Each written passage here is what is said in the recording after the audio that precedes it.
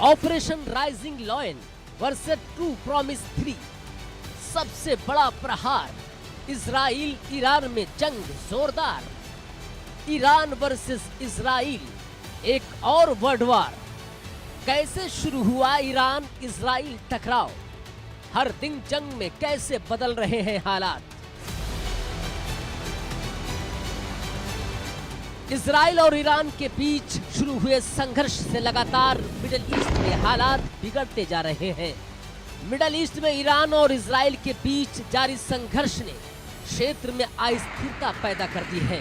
13 जून Israel ने Iran पर हमला कर भारी नुकसान पहुंचाया, तो जवाब में ईरान ने भी जबरदस्त पलटवार अब तक करता हुआ नजर आ रहा है।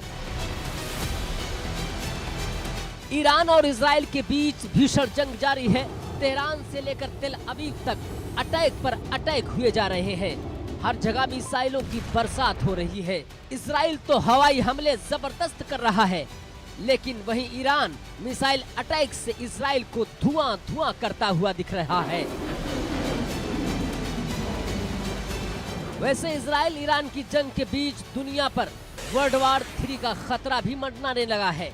युद्ध की वजह से हजारों लाखों लोगों की जिंदगी खतरे में है। तो आइए हम आपको इजराइल ईरान युद्ध में 13 जून से अब तक की टाइमलाइन बताते हैं कि आखिर युद्ध में अब तक क्या कुछ हुआ। 13 जून को इजराइल ने ऑपरेशन राइजिंग लॉयन शुरू किया। दोनों देशों के बीच तनाव तब शुरू हुआ जब इजराइल के करीब 200 फाइटर जेट्स ने ईरान की राजधानी तेहरान और आसपास के इलाकों में न्यूक्लियर ठिकानों पर और सैन्य नेतृत्व पर हमला किया। इजरायली ऑपरेशन में ईरान के 14 वैज्ञानिक, 20 से ज्यादा मिलिट्री कमांडर मारे गए। इजराइल के हमले के बाद ईरान ने भी पलटवार किया और इसे ऑपरेशन ट्रू प्रॉमिस 3 नाम दिया। ईरान ने इजराइल पर सैकड़ों मिसाइलें दागी। अगले दिन 14 जून ईरान ने इजरायली रक्षा मंत्रालय को निशाना बनाया, तो वहीं ईरान ने इजरायली F-35 फाइटर जेट मार गिराने का दावा किया। और इसी बीच ईरान और अमेरिका के बीच न्यूक्लियर वार्ता भी रद्द हो गई। 15 जून को इजराइल का ईरान के 3 तेल गैस ठिकानों पर हमला किया। इजराइल ने ईरानी रक्षा मंत्रालय पर हमला किया। इसके बाद ईरान ने मुस्लिम देशों से एक होने की अपील की। इतना ही नहीं, ईरानी हमलों से हाइफा के रिफाइनरी सेंटर को भारी नुकसान पहुंचा। 16 जून को इजराइल ने ईरान पर सबसे बड़ा हमला किया। इजरायली हमले में 8 लोगों की जान गई, जबकि 200 से ज्यादा लोग घायल हो गए। इसी दिन ईरान के विदेश मंत्रालय पर भी इजराइल ने हमला किया। तो वहीं ईरान ने इजराइल का एक और F-35 गिराने का दावा किया। 17 जून को ईरान का इजराइल में मोसाद हेडक्वार्टर पर हमला किया।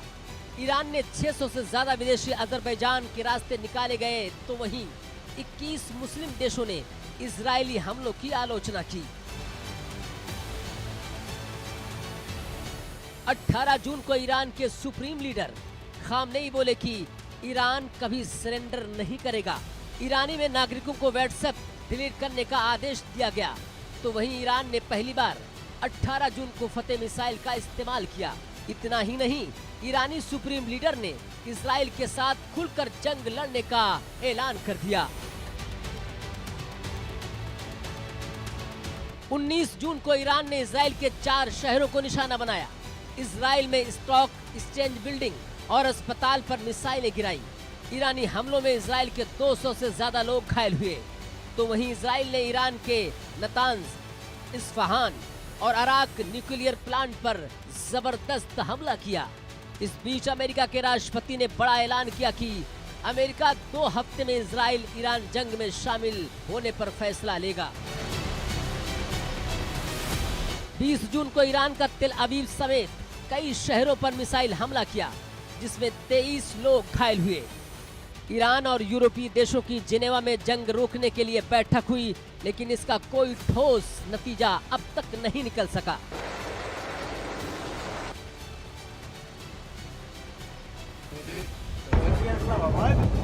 कुल मिलाकर कह सकते हैं कि एक दिन बीतने के साथ ही इजराइल और ईरान की जंग और भी ज्यादा भीषण होती जा रही है और फिलहाल दोनों मुल्कों के बीच जंग खत्म होने के कोई भी आसार नजर नहीं आ रहे हैं।